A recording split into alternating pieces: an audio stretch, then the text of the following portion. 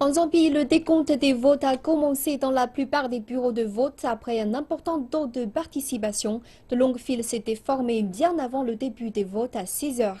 De nombreux électeurs ont dû attendre plusieurs heures avant de pouvoir voter. À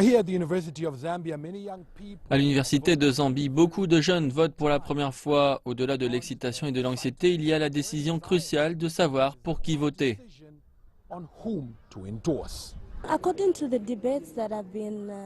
Selon les débats que j'ai vus, je pense savoir à peu près.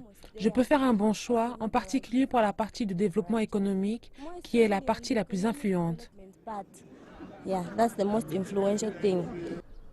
Nombreux sont ceux qui vont choisir le parti qui promet d'aborder leurs priorités.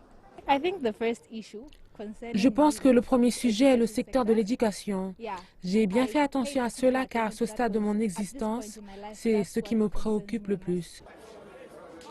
À la mi-journée, les deux principaux rivaux se sont exprimés. Le président Edward Lungu dans son ancienne circonscription Chawama et son rival Akande Hichilema à Kabulonga. L'actuel président a demandé aux Zambiens d'attendre patiemment les résultats, mais Hichilema a réitéré ses inquiétudes sur le scrutin.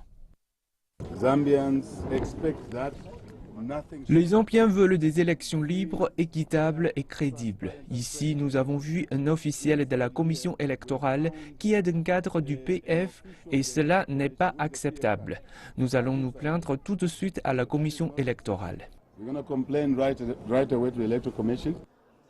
L'officiel contesté a depuis été retiré. Hichilema s'est précédemment plaint que le vote n'était ni libre ni équitable en raison des intimidations et des violences durant la campagne.